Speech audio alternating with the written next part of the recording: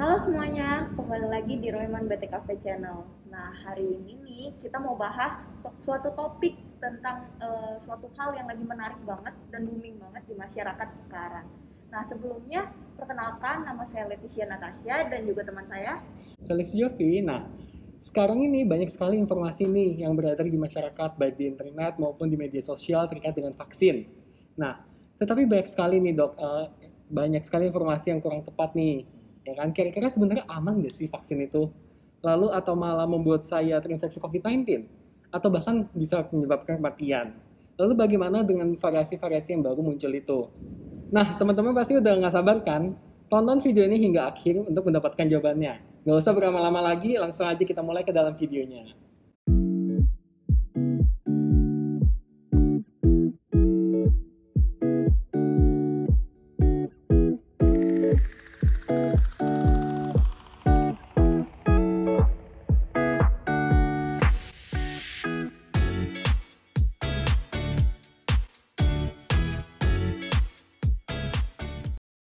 Nah, oke. Jadi kami sudah mengumpulkan beberapa pertanyaan yang sering ditanyakan di masyarakat atau frequently asked question yang akan dijawab langsung nih oleh Dr. Royman Simanjuntak, spesialis bedah toraks dan kardiovaskular yang sudah duduk di sini bersama kami.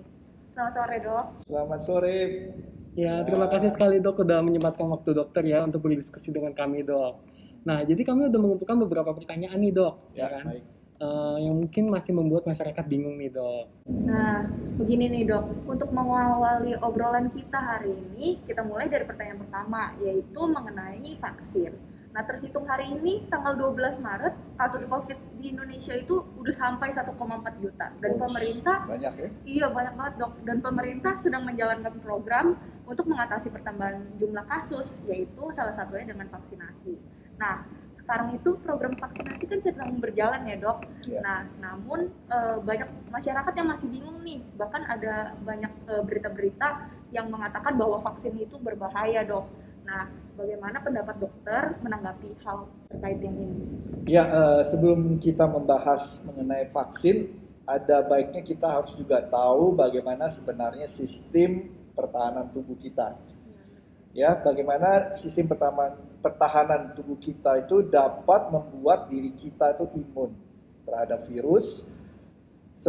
Dan ketika virus itu menginfeksi ya tubuh manusia, ya jadi begini, sistem imun kita itu bereaksi untuk melawan virus, ya. Akan tetapi eh, pasti ya yang namanya proses membutuhkan waktu, betul, ya. Dan sistem imun kita itu harus mencari cara untuk melawannya. Nah, seperti ibarat kita mencari alamat sesuatu ya, cari kita bawa kendaraan, ya kita harus tahu juga kan jalannya bagaimana, ya untuk mencapai tempat itu. Pelan-pelan kita mencari tahu jalan yang benar, itu yang pasti yang benar kan. Sembari menelusuri jalan tersebut juga, ya sambil kita tadi dari peta, ya kita lihat di map, tapi kita tahu juga kadang-kadang oh begini caranya. Semua itu proses, ya. Selama proses ini berjalan, virus akan semakin menginfeksi tubuh, oke, dan juga menimbulkan gejala, otomatis ya. Nah, dalam kasus COVID-19 atau COVID-19 ini akan menyebabkan gejala yang seperti flu-like syndrome, yaitu seperti demam, ya meriang, kadang-kadang ya itu hilang penciuman, hilang perasa. Nah, sampai akhirnya sistem imun kita itu ya mengenali atau berhasil melawannya tadi, si antigen tadi. Ya, maka tubuh kita akan nantinya akan mengingat caranya atau jalannya bagaimana melawan virus yang nanti akan masuk lagi, ya. Nah, disinilah perannya vaksin dimulai, ya. Nah, vaksin ini memberikan sistem ke imun atau imun kekebalan kita itu adalah peta atau jalan untuk dapat melawan virus. Nah, sebelum virus yang sebenarnya itu akan datang lagi. Nah, jika ditanya dapat menginfeksi atau enggak, ya jawabannya adalah hampir tidak pernah menyebabkan infeksi dengan Oh. vaksin tersebut. Oh, gitu ya dok ya. Lalu kenapa ya dok ya setelah divaksin itu kayak saya merasa demam gitu, kurang enak badan gitu dok? Ya, nah sebenarnya vaksin itu intinya adalah untuk memberikan bagian dari virus tersebut ke dalam tubuh. Ya, jadi bagian dari tubuh itu biasanya bagian dari virus itu adalah kita sebut antigen tadi akan masuk ke dalam tubuh kita dan dia akan berinteraksi ya dengan sistem imun ya agar dapat menciptakan antibodi dan interaksi inilah yang bisa menyebabkan gejala-gejala tadi seperti contohnya demam ya. Nah, hal ini sangatlah wajar terjadi pada orang setelah divaksin. Jadi nggak usah takut ya. Jika ditanya apakah dapat menyebabkan kematian, ya jawabannya adalah mungkin. Pada kasus apa tapi? Ya pada kasus shock anafilaktik. Memang dilaporkan pada vaksin-vaksin tertentu, khususnya Pfizer BioNTech, ditemukan ada 66 atau lebih kasus terjadi shock anafilaktik. Yaitu shock anafilaktik artinya terjadi reaksi alergi berat yang menyebabkan pasien itu shock atau bisa menyebabkan sampai dia sesak nafas. Nah, kalau tidak ditangani dengan baik akan menyebabkan kematian. Nah, tetapi itu bisa kita hindari ya, makanya saya sarankan kepada guys, para pemirsa semua, kalau melakukan vaksinasi harus di tempat yang benar, yaitu di fasilitas kesehatan yang memang sudah ditentukan oleh pemerintah. Dan juga kalau perlu kita harus segera konsultasi ke dokter umum apabila ada gejala-gejala yang tadi saya katakan yang mengkhawatirkan tersebut. Wah, jadi penjelasannya begitu ya ternyata teman-teman. Nah, berhubungan nih, berbicara mengenai vaksin. Kalau misalnya berbicara mengenai vaksin, kita juga nggak bisa lepas nih dari topik mengenai jenis-jenis vaksin yang ada. Ya. Nah, kalau misalnya di dunia ini, kalau nggak salah tuh udah mulai ada 7 merek vaksin, dok. Nah, terus sekarang yang udah mulai masuk ke Indonesia tuh kira-kira ada 2 ya, dok. Ya. Nah, apa sih dok sebenarnya bedanya dari vaksin-vaksin tersebut dan juga apakah ada yang lebih unggul? Ya, iya, bagus sekali itu pertanyaannya. Ya, saya mau menjelaskan, tapi mungkin kan panjang. Nah, tolong untuk penjelasan lengkapnya bisa dilihat ya di atas dari screen ini mengenai penjelasan saya di konten yang sebelumnya. Oke? Nah, semua vaksin yang disetujui oleh pemerintah Indonesia itu memang telah melalui tahapan-tahapan, ya, tapi fase 1, fase 2, dan fase 3. Dan sudah menerima emergency use authorization, ya. Ya, itu ya bisa dikatakan sangat-sangat aman ya, dan juga dilakukan juga pengujian-pengujian yang intensif ya, jadi nggak usah khawatir ya. Ya, lagi pula bagi kebanyakan orang ya, vaksin merek apa yang kita dapatkan itu bukan dari kita yang milih. Itu kan sudah disiapkan oleh program resmi dari pemerintah kan. Ya, tadi kamu bilang Sinovac atau mungkin yang akan menyusul ini kalau nggak Sinovac, AstraZeneca, tapi yang baru datang 1,2 juta dosis itu kan AstraZeneca, betul kan? Fakta bahwa vaksin ini cepat dan merupakan ya sudah tersedia di Indonesia ini merupakan yang baik ya. Kita tahu di negara lain ya, di ASEAN, ya, Malaysia dan lain itu semua merasa Indonesia luar biasa begitu. Dan saya menyambut baik usaha dari pemerintah ini. Nah, mungkin kalian bisa komen di bawah jika kalian bisa memilih ya vaksin jenis apa yang kalian mau gunakan. Tapi untuk saat ini yang tersedia di Indonesia adalah tadi ya sudah. Saya juga sudah divaksin ya pada bulan Januari kemarin ya 28 Januari dan diulang tanggal 9 Maret ya. Tidak ngerasain apa-apa tuh ya. Ya sedikit-sedikit nyeri di sini ya biasa. Tapi ada juga teman yang mengatakan ada yang meriang, ada yang jadi bawaannya lapar ya, ngantuk. Iya, betul. Ya is okay lah, itu namanya reaksi ya, seperti saya katakan tadi ya. Oke, jadi gimana kita ketahui ya memang begitulah. Jadi Ya, mungkin ada lagi dari pertanyaan lagi. Wah benar ya teman-teman, jadi setelah menonton video ini, jangan takut untuk divaksin, karena vaksin yang beredar ini terbukti aman kok. Ya, betul. Nah, lalu dok, balik lagi nih ke topik kita. Saya ada pertanyaan nih dok, beberapa hari ini kan mulai ada berita mengenai vaksin COVID yang boleh diterima oleh lansia nih ya dok ya.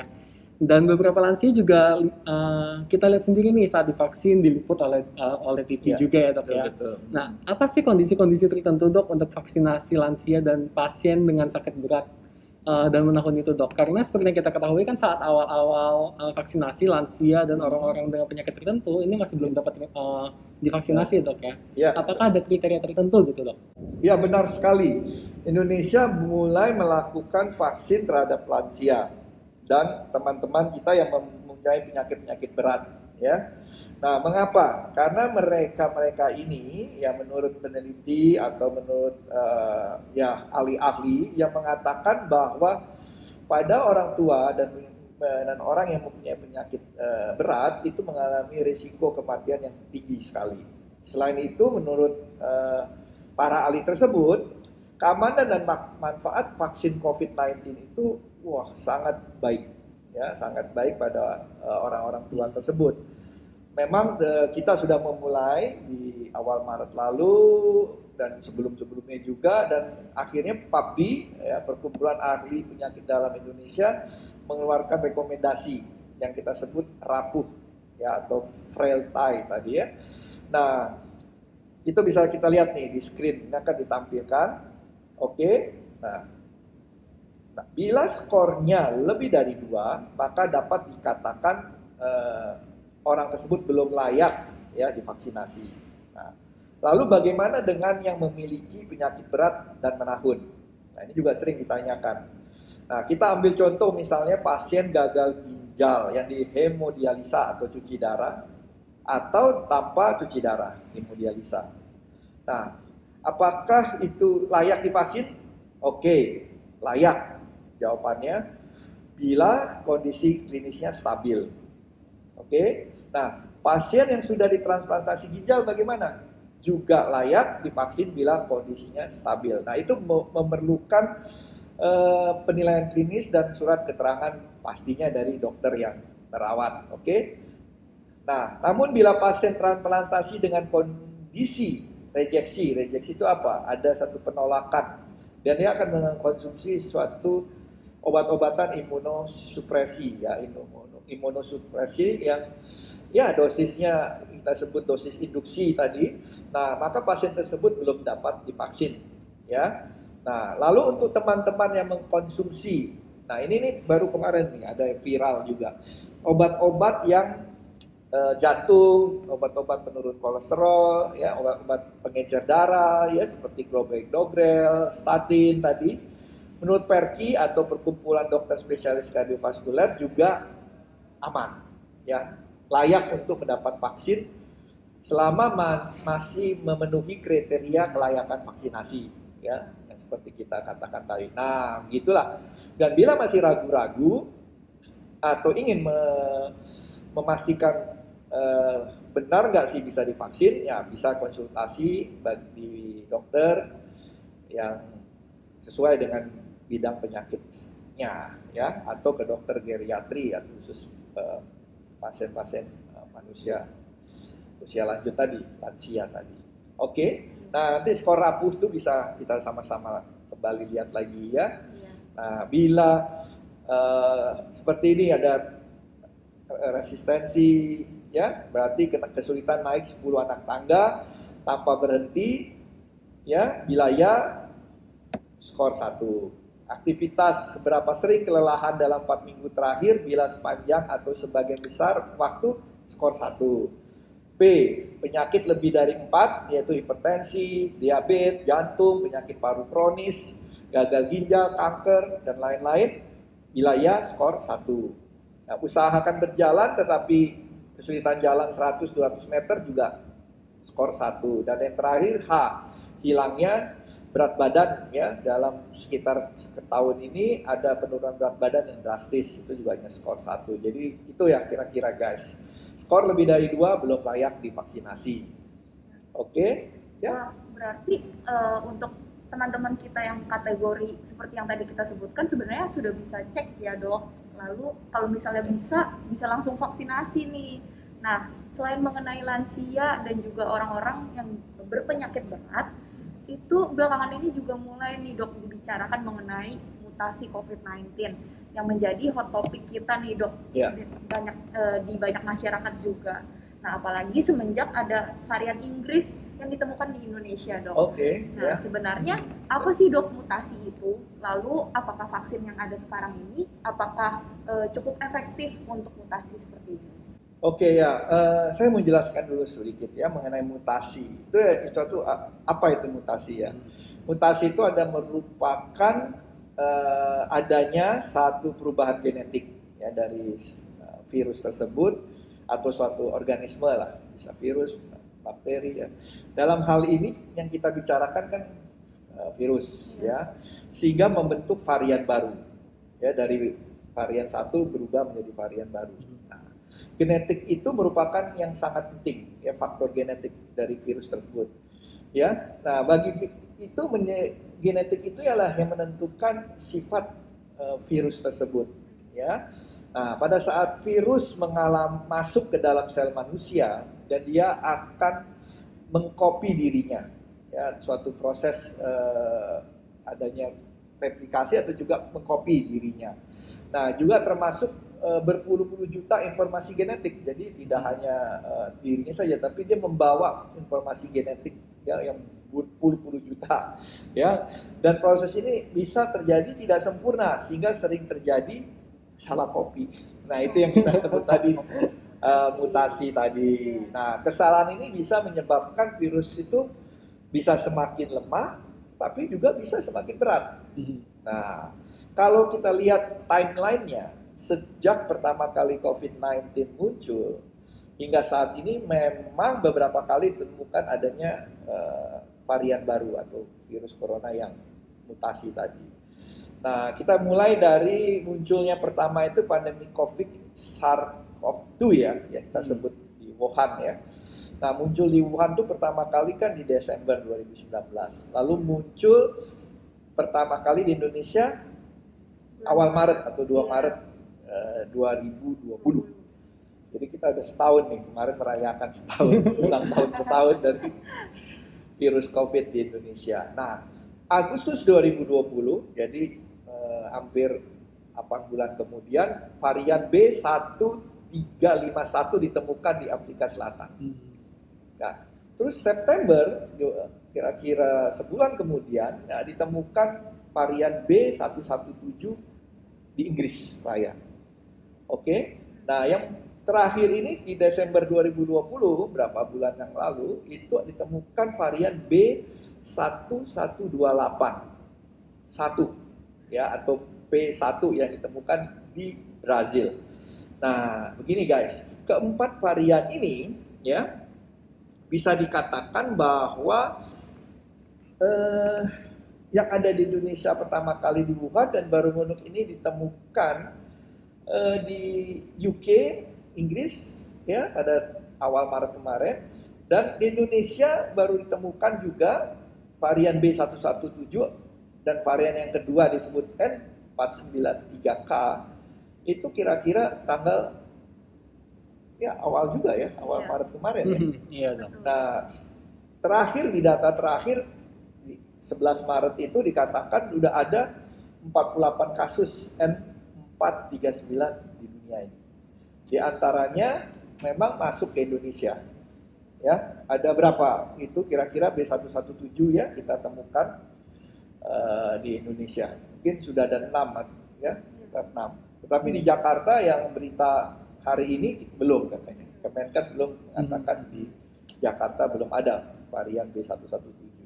Nah, saya tidak mau menggunakan kata varian Inggris, varian Afrika atau Afrika Selatan atau di Brazil ya, karena itu kan menggunakan nama berbasis geografi atau demografi untuk organisme atau penyakit sering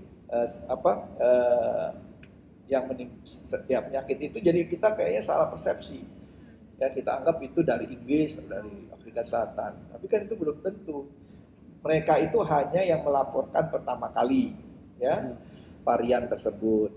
Nah, sebaliknya ada kemungkinan virus itu mungkin, ya tadi saya katakan, itu mungkin baru pertama kali deteksi. Nah, berikutnya kita perlu melihat untuk efektivitas vaksin terhadap varian dari virus itu bagaimana. Nah, ini sering tanya. Jadi kita udah dapat vaksin nih, kemarin saya dapat Sinovac. Kamu juga udah? Iya, udah dong. Apa yang dirasa? Saya sih ngerasanya lapar sama ngantuk. Kamu apa yang dirasa? Saya juga jadi makan banyak, Dok.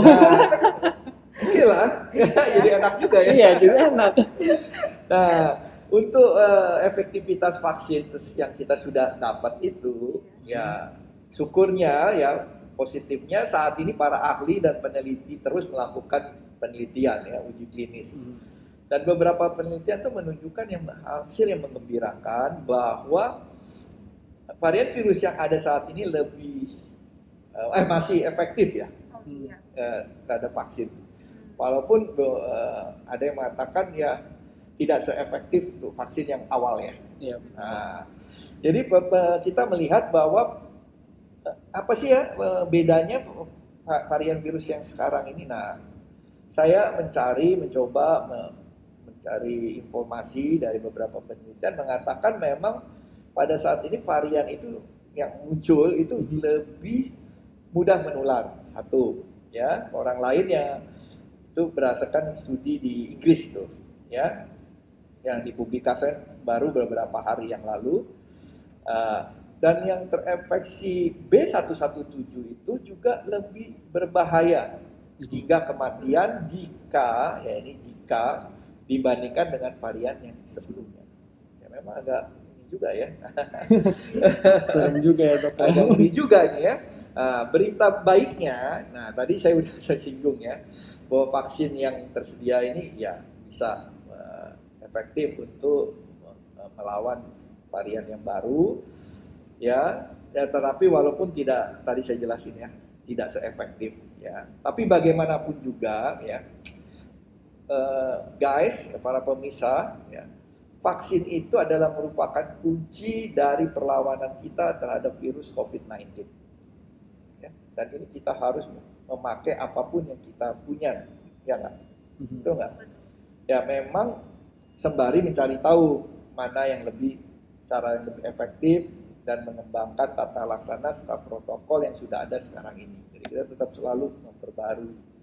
Ya, ada hal-hal yang baru kita berikan lagi ke info masyarakat. Ya, itulah tugasnya pemerintah atau Satgas COVID. Ya. Lalu Dok, saya ada pertanyaan nih Dok ya. Ya. Ada nggak sih hal yang bisa kita lakukan gitu kan untuk bisa mencegah kayak virus ini bermutasi terus nih Dok? Soalnya kan serem banget gitu ya Dok yang tadi saya dengar. Ya betul, saya setuju sekali. Apa sih ya yang bisa kita lakukan ya? Nah, seperti yang sudah saya jelaskan tadi ya, jadi mutasi hanya bisa terjadi jika virusnya itu tadi mengcopy dirinya sendiri dan jadi makin banyak ya. Dan kalau ada kesalahan copy itu dia terjadi varian lagi. Jadi untuk mencegah virus yang mengcopy dirinya sendiri, maka hal yang bisa kita lakukan adalah untuk mencegah penularan dari COVID-19 ini kepada orang lain. Ya, satu. Nah, kan caranya sebenarnya udah dijelasin ya, gampang banget kan ya. Pertama apa? 4M tadi, 5M ya sekarang ya. Ya, jaga jarak, pakai masker, oke? Cuci tangan. Cuci tangan itu benar-benar harus itu, ya. Karena dengan kita mencuci tangan pakai hand disinfectant, ya, itu sangat efektif. Menghilangkan virus tersebut. Dan yang berikutnya tadi hindari kerumunan ya, dan juga jaga mobilitas. Yang akhir-akhir ini yang paling sering itu adalah klaster keluarga. Nah, jadi hindari kumpul-kumpul keluarga kalau tidak perlu dan jangan tidak pakai masker. Kedua, kita suka jalan-jalan, banyak piknik, itu juga dihindari. Oke.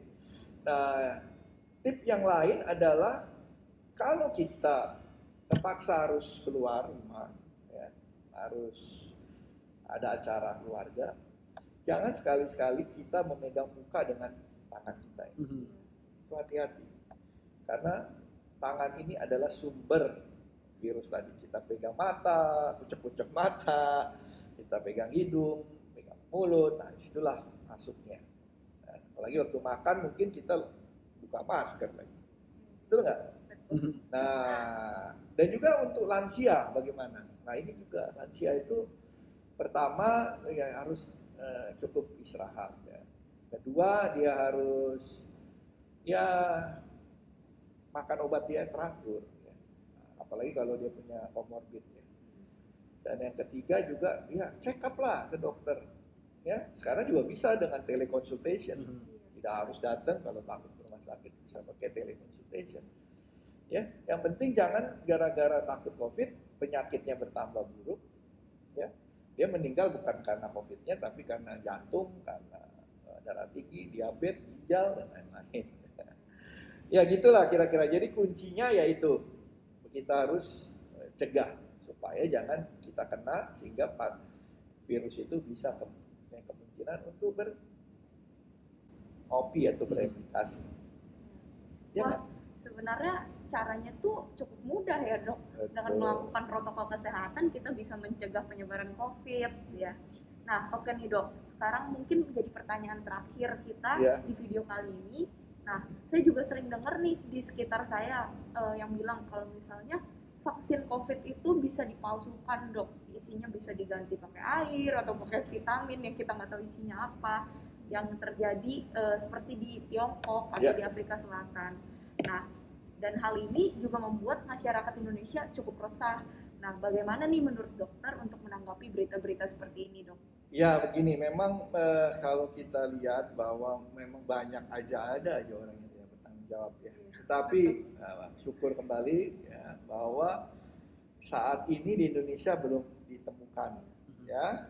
Kita masih yakin bahwa vaksinasi yang ada di Indonesia ini cukup aman ya, karena itulah pemerintah ya tetap menjaga bahwa pasokan vaksin yang ada sekarang ini benar-benar diawasi ya. Bahkan sekarang ini kan sudah hampir 95% petugas kesehatan sudah divaksin ya.